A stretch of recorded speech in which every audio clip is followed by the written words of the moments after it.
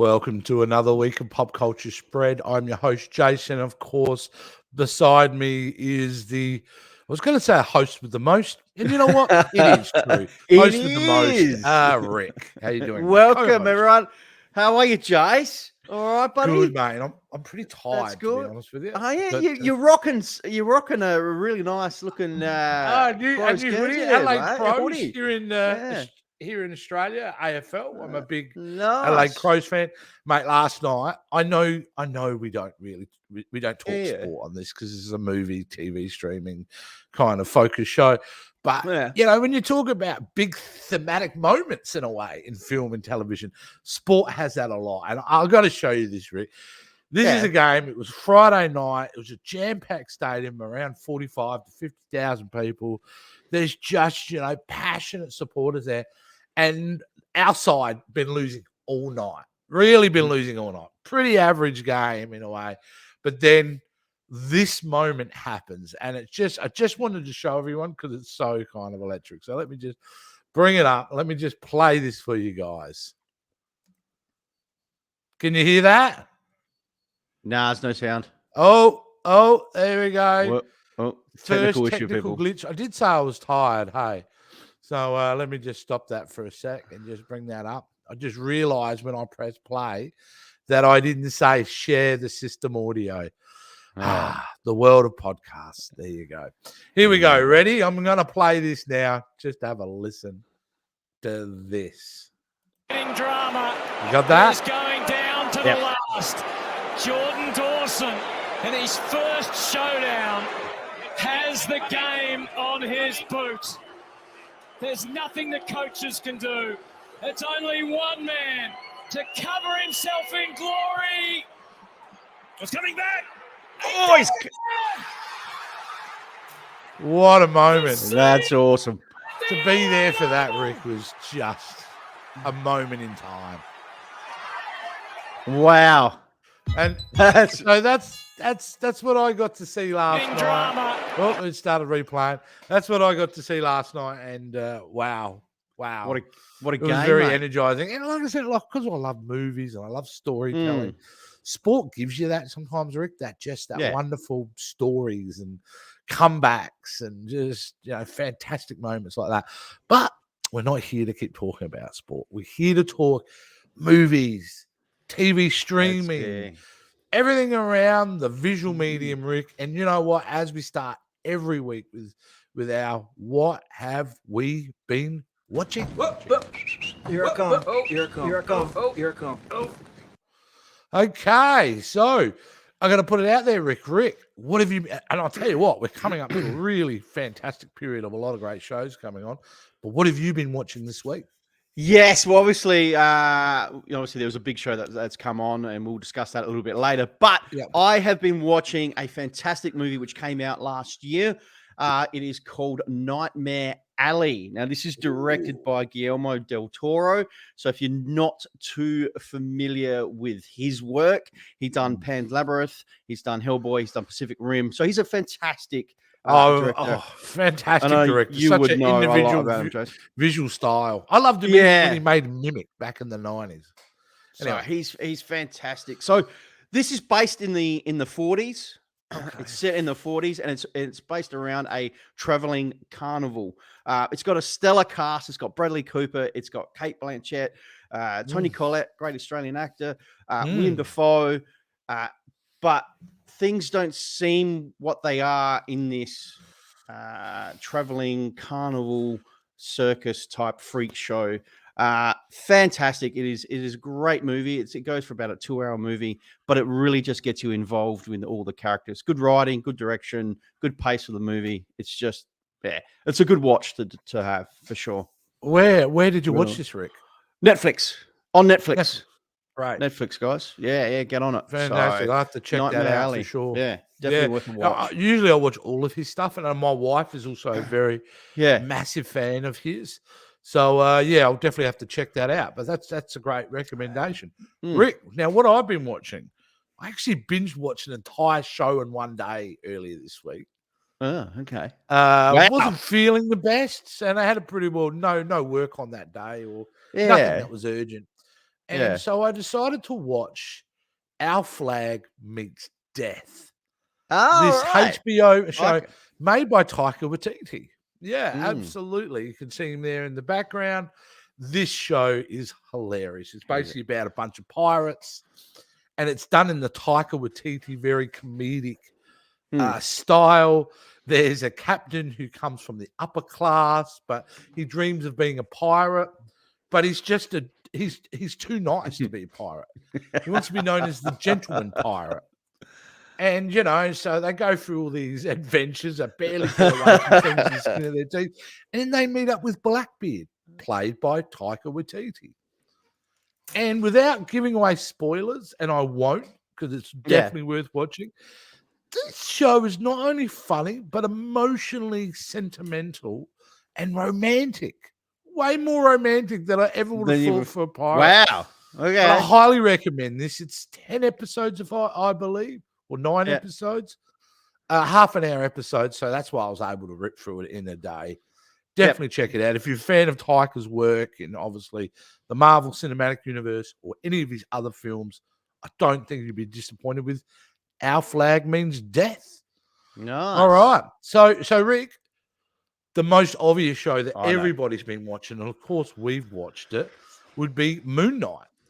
Yeah, we got to check out the first episode dropped this Wednesday. Yeah, the previous Wednesday for Moon Knight. And Rick, I'm just gonna put it out there. What a first episode!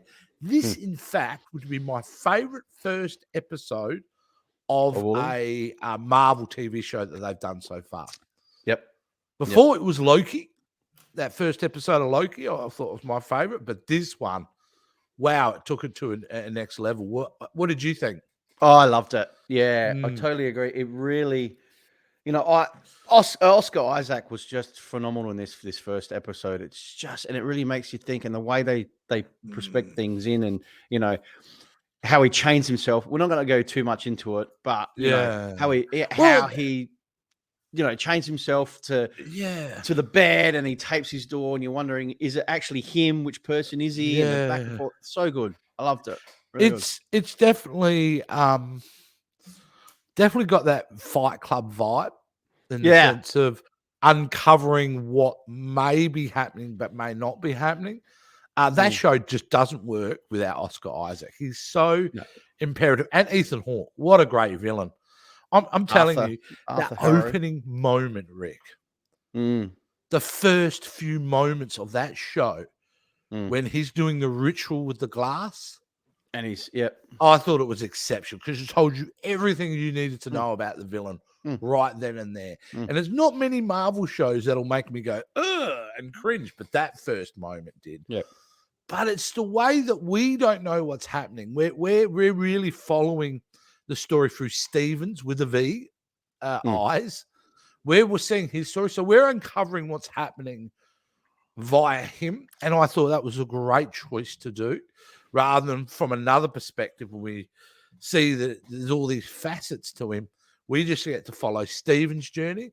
And I absolutely loved it. And what a great way to end it. Like, the ending was amazing. I want to talk about this. There's this scene right at the end. So good. And all I'll say is normally when you see action films and all that, the good guys always gets beaten up, all right? Or he's trying to escape and get away from a bad guy before he rises up and wins the day. This one is kind of flipped.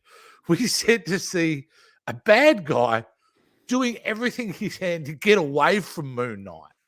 Yeah. Like clawing at the floor trying to escape.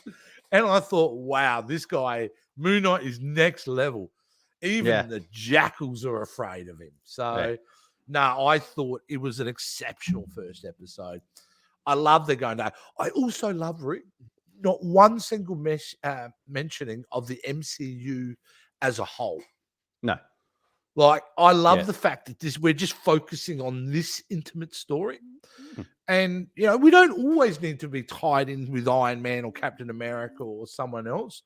Sometimes we can just have these standalone stories. But, a fantastic, amazing first episode for Moon Knight. If you haven't seen it, people, strap yourself in. You're for a hell of a ride. So every Wednesday, Disney Plus. Can't go wrong. Now we don't have this on the list, Rick, and I probably shouldn't, but I'll just very, very quickly.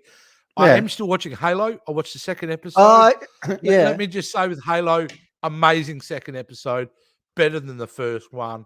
Really promising. If you haven't seen Halo, guys, first 2 episodes are out and definitely worth checking out. All right, Rick. So that's what we've been watching this week. So it's time now we move on to some Marvel and DC. Right, Rick, let's talk about what's going on in the world of Marvel and DC. And the first one, we have to talk about the most obvious thing that has come out, and that's Morbius. Morbius is finally come out and released. And Rick, we haven't actually seen it. No, we haven't. So the following story we're going to talk about is not our opinion. We honestly haven't seen it. And normally I wouldn't do this type of story until we've seen the movie. But wow, I don't think I've heard of a film that has been so critically despised in my life. I mean, the critics have gone after this film with a venom that I haven't seen in a long time. And it could be rightfully so because it's very consistent. Morbius is not tracking well, Rick. It's currently at 16%. But the audience, 65% of the audience, still like it. So, again, we've got a division between critic and audience. But I have to read these out. Like, I have to read some of these little blurbs from the critic. This guy gave it a red tomato, which means he calls it fresh. So even the fresh reviews are getting, Morbius has no reason to exist as an actual movie. Maybe it's that why it's worked for him. And you got something up here. Morbius is a forgettable, often laughable entry into Sony's attempt to fill its own Spider-Man adjacent cinematic universe. A poorly edited, derivative time suck, pun intended. Wow. Like the one down the bottom here. Are we sure this isn't some kind of elaborate April Fool's Day prank? And it just goes on. The hate goes on and on and on and on. And it says to me that what does it say about Sony's future in the cinematic universe? We know they've got a couple more films, independent, like their own cinematic universe films coming out in Kraven the Hunter. Aaron Taylor Johnson's been cast in that. And, of course, Dakota Johnson in Madam Web. So not looking good, mate. It's not looking good, is it? I mean, it kind of, to me, there's definitely a giant quality drop when you move from, Marvel to the Sony verse. Like, to me, Venom 1 and 2, definitely a quality drop from the Spider-Man MCU films. And this looks pretty well much the same. I mean, I'm not going to form a complete opinion because, like I said, I haven't seen it yet. But it does say for the bigger picture for Sony and their Spider-Verse, I think that's going to go down the shitter, Rick, to be honest with you. Look, I agree. Look, I kind of feel sorry for Jared Leto. Like he's a great actor. Excuse me, he's a great actor, but it can be. He's just, bad movie after bad movie. The House with Gucci. Well, that movie's terrible. That movie's not horrible, dude. He's horrible in that film. Like he's literally playing Super Mario in that film. Like, and I've had a look at some of the reviews and what people have been saying about Morbius, and they're saying that the writing was terrible. Yeah. Apparently, the post-credit scene, which is just absolute garbage. It doesn't make any sense whatsoever. Don't know what it is. Like we said, we haven't seen this movie, so I don't want to go. Yeah, I don't know what it is. Like I said, I haven't seen this movie. I want to actually see it for myself and then make my own opinion.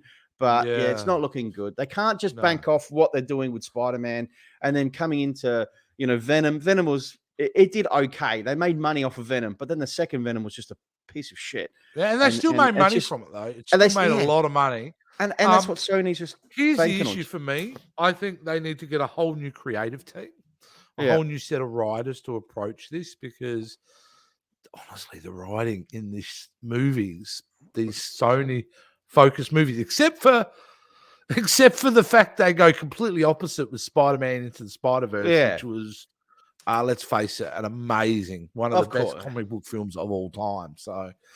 Yeah, look, it's not looking good. So, but there you go. I mean, Morbius, is it a film worth checking out? Not at the cinemas for me. Not because of the expense of the cinema. You know, these days, as we know how expensive it is to go to the movies, Rick. Yeah. This movie will be out on streaming within a month and a half. Oh, Easy. for sure. I'll check it out then, I reckon. Yeah. Let's move on, Rick, to some better news. You know, we've been talking about this very recently, that Ryan Reynolds, there's been traction on Deadpool 3. Finally. They announced the director being Sean Levy, who'd worked together with the Adam Project and Free Guy. And now Ryan Reynolds has basically confirmed, Rick, that another cast member is coming back. It's coming back. And what we're talking about is Leslie Uggams. And if you don't know who Leslie Uggams is, this is her there. Can you recognize who she is? Because I didn't automatically. I'm like, who is she? Oh, I didn't know she is. The blind, his roommate. Excuse me. Yeah. His roommate, the blind lady. Leslie will be returning for Deadpool 3, which is great news. This is good news, Rick. And the reason it's worth talking about is because finally we have traction. Finally, it's looking like we are absolutely going to get a Deadpool 3 sooner than later. And you remember Deadpool is not really CGI focused a lot. I mean, it has CGI. But it's a film you can turn around fairly quickly. So I think once they start filming, we could see that film come out a year later, you know? Yeah. Pretty quick. So I thought that was good news. There's Rick, no date on it yet. No, not at all. Not at all. Little teaser from Ryan Reynolds, which is good. Yeah. So I don't think... They must have a script at this point. I don't think Ryan Reynolds would come out and talk. Start getting the marketing machine going. I can't wait for that when he brings those marketing to like commercials and everything that he does. Love it. I mean, honestly, if you were learning marketing at university or college or anything else like that, you know, that would have to be the penultimate example of how to do a marketing campaign for a film, right? For sure. So, incredible. But there you go. Okay, we're going to move on, Rick. The next story is not a good one. All right. I mean, unfortunately, today we're going to have a few of them. You know what? I'm going to change it up last minute. Before we get down to dumber stuff, you know, really kind of depressing stuff, let's talk about some good news coming from DC, and that is Blue Beetle. Now, Blue Beetle, a movie that was initially going to be made for HBO Max, is now getting a cinematic release. There seems to be some great... I've seen some of the concept art. The suit looks fantastic. Yeah, it looks good. We got the kid from the Karate Kid TV show who I cannot pronounce his name. I'd love to know. I should look it up, how to pronounce his name. Great casting there. But it looks like we're getting the villain has been announced. Well, that was a teaser for the next story. Oh, okay. Sharon Stone is in final talks to play the villain in DC movie. And Rick, it's not her first time playing a villain in a DC film, is it? So is she confirmed, definitely, or is she just in talks? Oh, well, she's in final talks, which means pretty well over the line. Pretty much. But what was her last role as a villain in the DC universe? Well, in the DC film. Dude, you're blanking on me. I'm just you're bearing it like a suppressed memory. Oh, just Catwoman. It's Catwoman. Because that was a great freaking movie. Yeah, there's obviously trauma around that for you. That's I think I've only seen it once in my life. Yeah. Oh, yeah. So she did that back, what was that, 20 years ago? Oh, yeah. But I think it's great to see her coming in and giving another shot. I think she's extremely one of the best actresses we've seen. If you want to see what an amazing performer she is, go watch something like Casino or Basic Instinct. Oh, Casino, she's amazing. You know, just incredible. But here's the interesting thing, and I found this out. I didn't know this myself, and you may know it, being a comic book guy. Yeah. But she's playing Victoria Cord. Victoria Cord. Yes. Yep. Now, apparently that's important because, and I don't know what his first name is because I know nothing about Blue Beetle, but there is another Cord. Apparently what makes that significant is she's playing the mother of one of the other Blue Beetles. Most. So if you have a look at, maybe if you quickly looked up Blue Beetle, Rick, you know the name of one of the blue, but his last name's Cord. So there is a tie in there. So it says to me that she is, there's a bigger, more expansive story there that maybe we think. But either way, I mean, just to have Sharon Stone getting back into play a villain in a DC movie. I mean, obviously she's later on in years now. I think she'd be hitting close to 70. Is she getting around? Oh yeah, absolutely. I mean, she was in her late 30s when she was doing films like Total Recall, Basic Instinct, and things like that. So all the classics. All those. Yeah. What was that TV show we were watching? And she did like that little, and they were doing. Murderville. How great! Murderville. Yeah, she was in that. I thought she was great in that episode. Don't try to fall in love with me. And she goes, "Yep." Yeah, with Arnett, and she just hit the mark really, really well in that. Quite good in that. Yeah. Absolutely. So, I thought she was amazing, and I do think that she will add some gravitas to the show. So I'm just having a look if I can find that Cord, Theodore Cord, and he was the second Blue Beetle, Rick. She's the mother. And apparently he worked together well with Booster Gold. So she's not sure about this. This is what Google is telling me. So anyway, Sharon Stone's in the show, which is great. Well, that finishes our Marvel DC section. Oh, did we not? No. Yeah, I'm missing out on no. I'm trying to avoid you gave it a little teaser. But here we go. This is a sad story, Rick. And honestly, I'm talking about the Flash star Ezra Miller arrested in Hawaii for disorderly contact in a bar. This is just nuts. Absolutely nuts. It's not the first time he's done this. He's been in trouble before with these types of things. But here's the problem, Rick. It's not just this story. Now, there's also a couple who he met at a bar. He's been in Hawaii for a while. He met, and he was staying with. Now, they put out a, what's that order to stop people from, you know what I'm saying? A restraining order. Yes, sorry. Restraining order. For that. A restraining order against him because apparently in an instant one evening, this is all around the same time he's done this, he broke into their room. What? Stole all their ID, including their passports and everything, and said, and pardon the language, I'm going to fucking kill you and your fucking slut wife. No way. There has been also incidences of him in Hawaii harassing people, causing problems at other locations. Clearly, Ezra Miller needs help. He does. He's clearly having a mental breakdown. He's falling apart. And this isn't great, mate. And how would you be feeling in your DC at the moment? Again, they're like, DC you're with their issues. Kidding me. We have just finished filming The Flash. You're our main star. Like, I mean, we've invested where they go hundreds of millions of dollars into you as the star of the Flash movie. But where do they go from here? Is there any consequences? Are they, Well, what consequences can you have, Rick? Are you going to, are you at the point where you just scrap the film? Like, can you do that? I mean, can you recast the Flash and refilm all the scenes with the Flash and with a bit of technology? Because I'm just I'm just thinking, it's like you said. I didn't know about the other side of it. I've just read what Yeah, like it's been it's going to get worse and worse. If it keeps coming out, there's going to be more and more to this. There's going to be. If there's a theme to the show this week, Rick, it's consequences. And this story here, there has to be consequences for his actions. Violent, disturbing, illegal actions.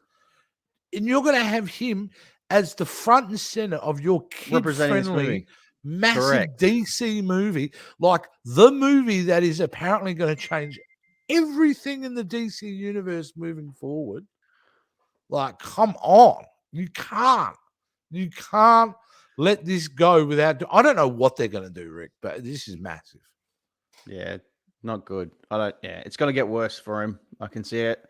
They're going to have to do something pretty quick. So he needs help. He needs medical help. Yeah, for sure. But now That's why I wanted to end, because it's a real bummer. I mean, I'm really excited about seeing The Flash. I really enjoy his performances. I mean, how do you feel if you're the Harry Potter people at the moment? In a matter of a week or two, they've got the third Fantastic Beast coming out. Yeah. He's in that film. He's in it. You know what I mean? So, but I have heard over the last couple of days, the marketing team have been releasing footage of and imagery. He's not in it. Yeah. Like they're not promoting the fact that he's in it. That he's in it. Like it kind of reminds you of the old Arnie Hammer situation with Death in the Nile. You know, the old cannibal Armie Hammer. Remember that? Yeah, but and you know that all came out just before Death in the Nile came out. And I was like, oh, what do you do? He's front and center. He's kind of. We've seen all this before. You know what I mean? We see it before. Johnny Depp's been in the same position as well. I mean, a lot of Hollywood stars do. I mean, obviously, mental health is a big problem in the entertainment industry. There's no doubt about it. But anyway, Rick, let's move on. Let's move on to the news. The mood is tense. I have been on some serious reports, but nothing quite like this. All right, Rick, the news this weekend. There's so much. Mate, we can't look. I debated internally whether we even talk about it, but how do we not? We cannot talk about. Everyone's been talking about it. Every single person been talking about the slap, and the slap. You know, Will Smith hailing back and smacking Chris Rock on stage, and I was going to bring up the footage, but who hasn't seen the footage at this point? We've all seen it. We've all seen it, you know. And you know, like everyone, when you first see it, you go, "Oh yeah, that's a good little stunt." But his reaction afterwards, it's keep my wife's name out your fucking mouth, which has been sampled and memed a million remixed already. It's so good. Anyway, and obviously there's the factor of that they showed footage of Will Smith laughing at the joke. And then Jada Pinkett Smith not being happy about it gives him the look, and all of a sudden, boom, Will has turned into beast mode and done it. And obviously the fallout from it, Rick, has been enormous and will continue to be enormous. You know, he come out, the fact that he was left on stage, like left in that auditorium, is just unbelievable to me. It was the biggest thing. That's like, what? You get to violently attack somebody, and you get to go back and sit in your seat. Yeah. But and when stuff has come out. Lots of stuff has come out about the wreck. One, including the fact that they had asked Will Smith to leave and he refused to go. The cops were ready there to arrest him. And Chris Rock went, no, this will make a bad situation worse. And what a legend he is, Chris Rock, to be able to handle himself such in a professional way after being attacked. I don't know if I could have done it like that. You have that. You see that moment when he actually Chris Rock wanted to rip into him, but he kept it so professional, and kept the show going. Just outstanding for him. Like, I mean, it was such a selfish act by Will Smith, and you know, I mean, like, he ruined everybody's night. You know, there are a lot of people that won awards who'd worked really, really hard. That was their biggest moment of their lives that has been overrun by his actions. And obviously he's come out and apologized and all that, but it just doesn't feel really genuine at the moment. There's an the Academy is currently in the process of an investigation with him for disciplinary action, because when you join the Academy, you do sign paperwork saying you can't be violent, you can't do this, you can't do that. And there are rumors all around that he'll get a 3 to 4 year suspension. He'll get a permanent ban. They may even want to take his Oscar. And I don't think they will take his Oscar. I don't think they'll take his Oscar, no. Well, the Oscar's for a performance he did in a movie. Yeah. His Oscar isn't about what he did the other night on stage. So it is horrible. The big thing come out of it, I think, is we talk about mental health again. This is a man who's clearly broken. You know, something's wrong. Very dramatically. We know that Jada Pinkett Smith got on her red table talk publicly with him and talked about her affair. Well, crap. There's so much going on here. But, Rick, what does it do for his career? Oh no, it's ruined his career. There are people hating him at the moment. Absolutely hating on him. You can't. Who's going to? He's going to go to movie jail for a long time. Of course they are. Yeah, you know, and okay, she as a wife, they've had their whatever, their problems in the past and whatever. She had that affair, the entanglement that she called it, entanglement with August, who was a friend of her son's, you know, and who I'd never heard of before at all. Ever heard of until you know, but he doesn't do anything about that. Will Smith is cool, calm, and all about that. Yeah.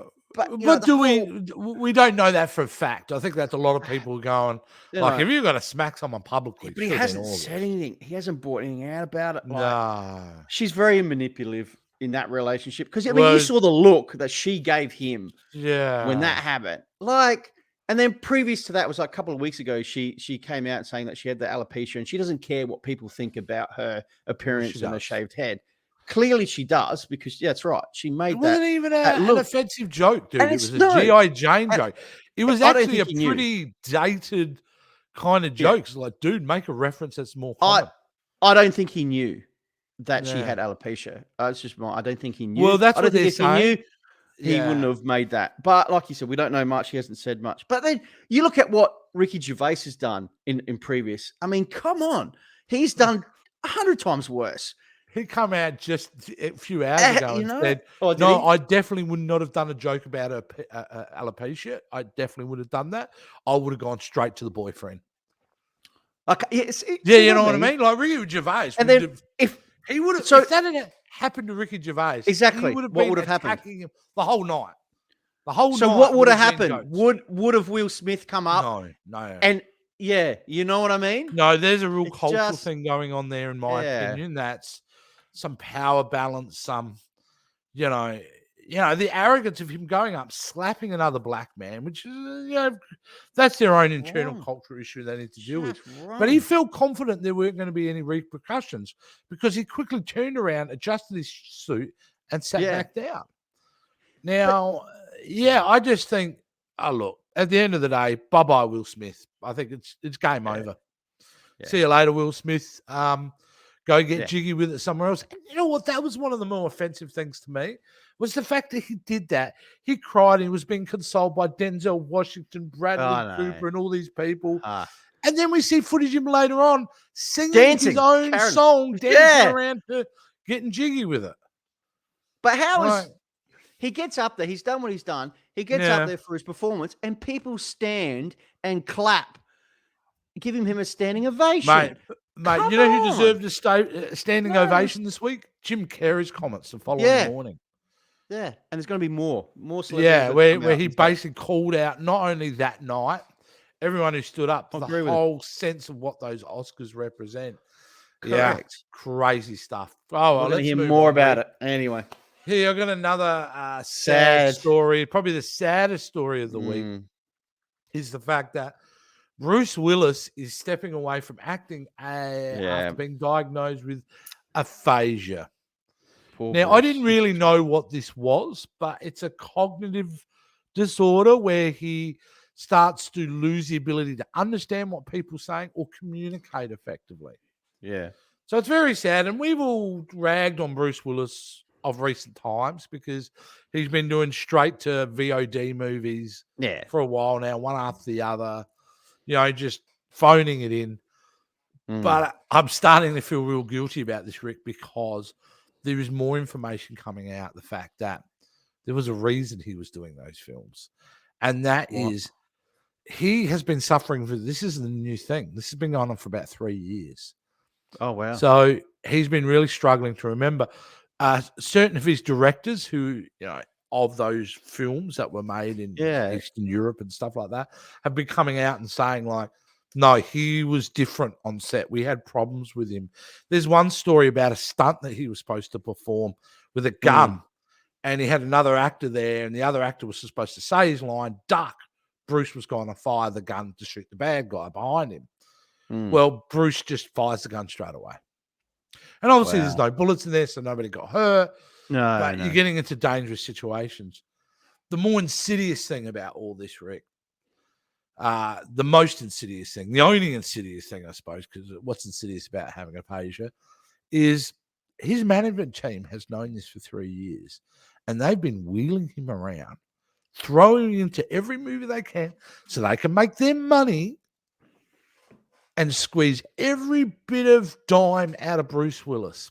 That's disgusting. How do you think Bruce Willis feels about this? He was one of the best actors of his generation. Oh, shit, yeah. You know, I think about movies like Unbreakable or The Sixth Sense or Right. the Die Hard franchise. That's right.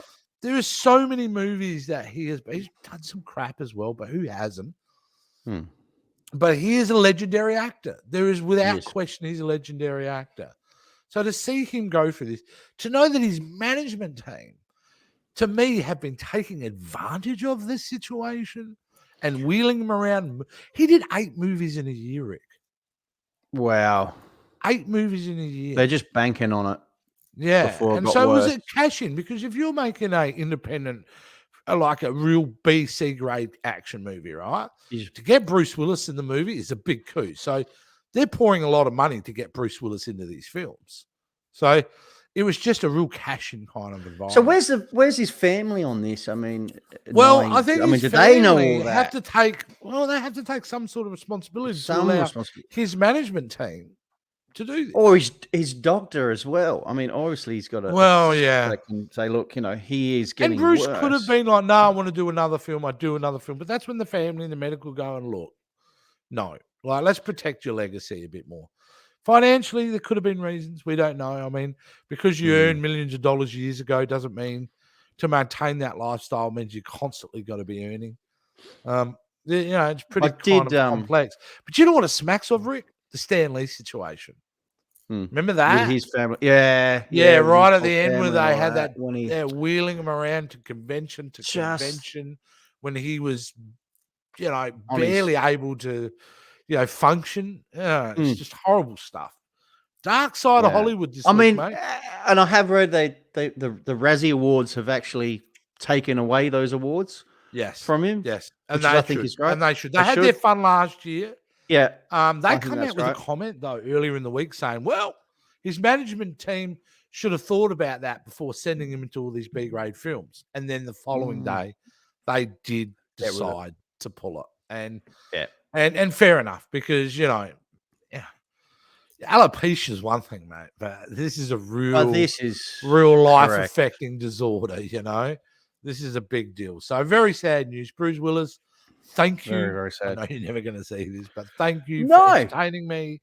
You were in films that profoundly affected me as a younger person, and I always thoroughly enjoyed you, no matter what you were in. So, very kind of sad. Rick, now we're going to move over to another story here, which I want to talk about. I'm going to change it now. Here we go. I was going to do another one, but we're going to go ObiWan Kenobi, mate. They moved the premiere date. Now, this has upset me quite a bit. Now, okay, there's good and bad to this story. It was initially supposed to air on May 25th. They moved it from the Wednesday to the Friday, May 27th. But the good news is, we'll start with the good news. We're going to get 2 episodes released on that first night. So, which is great. We're going to get 2 episodes of ObiWan. Fantastic. Love it. The fact that they move it from the 25th of May has upset me. And I'll tell you why, Rick. It's upset me because May the 25th of this year would have been the 45th anniversary of the release of Star Wars, to the introduction of the Obi-Wan character. Yep. And you've kind of stripped that away. And forget about May the 4th. That's just some kind of clever bullshit. May the 25th is the anniversary of the release of Star Wars. So to see that they've moved it, just kind of like, you've really let go of a missed opportunity here. Excuse me.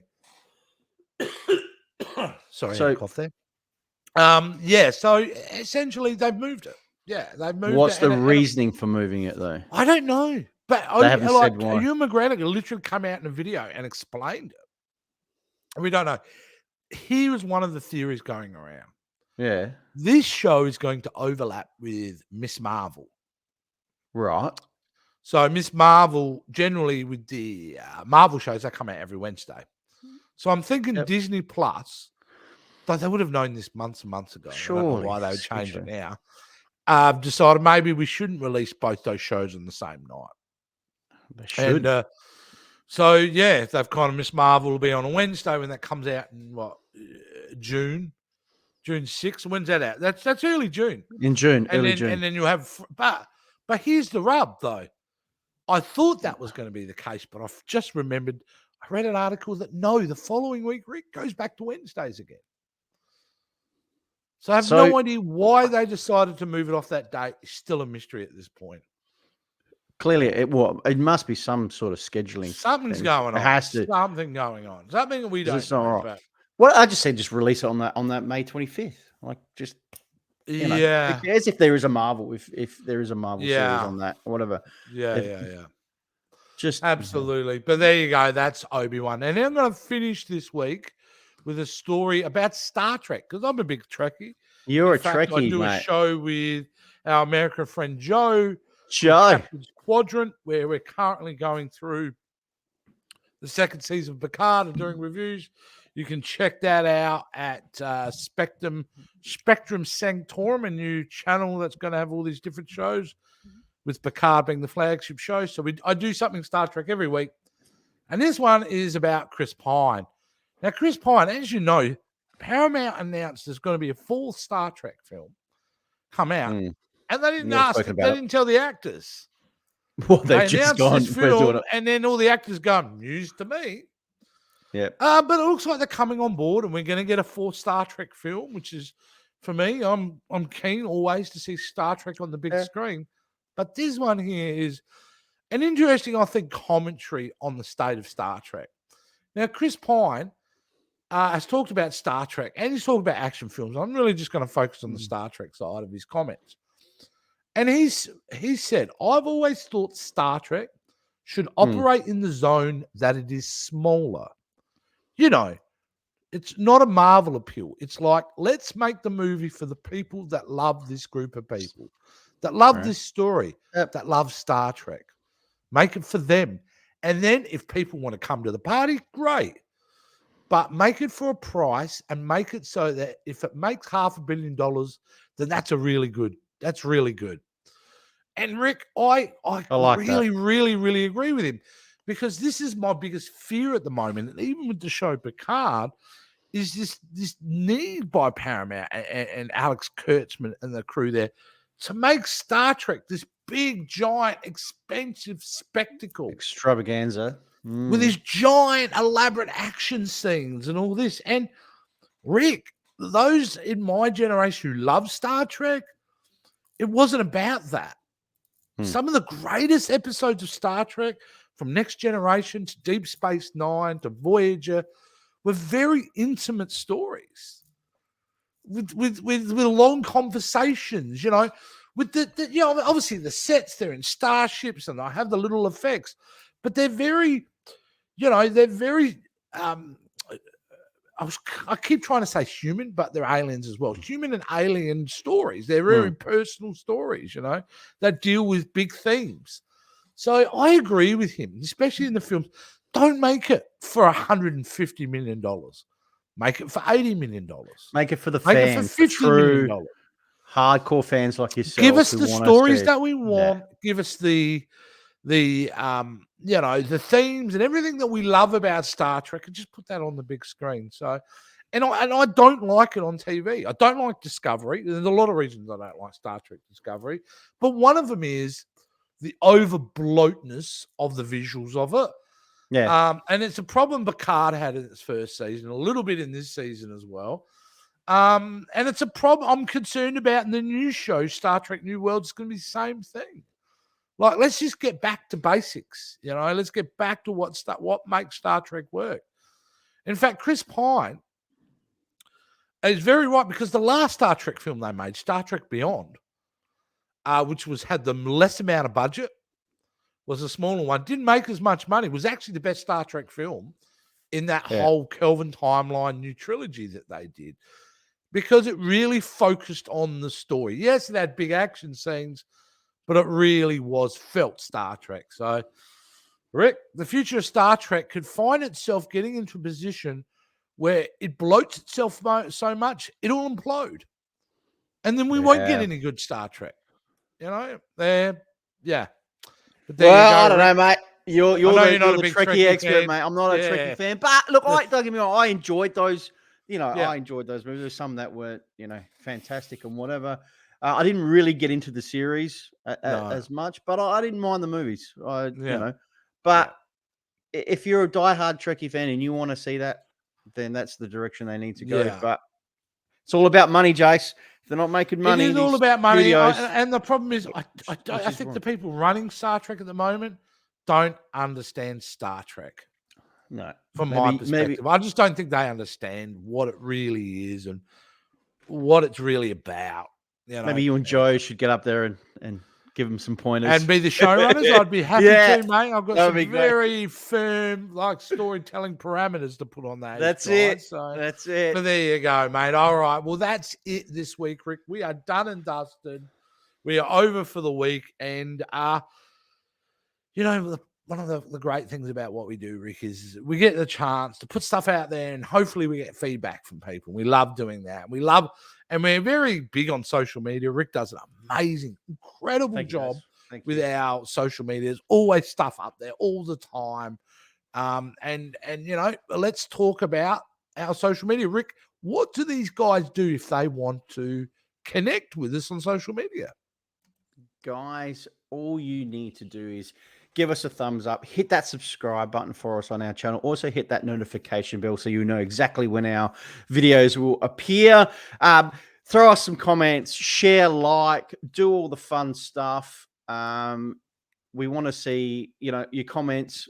We love your feedback. And also, guys, jump on our podcast that we've got as well. You'll see the links there on Apple, Spotify, and Podbean. So get on that. And also our merch store as well. We have a ton of merchandise for you guys, ranging from mugs to stickers to hats to everything for all ages. So jump on that. And that's popculturespreadstore.com. Get on that. And the links are all down below as well, guys. So brilliant, Rick. Well, that's been another great show.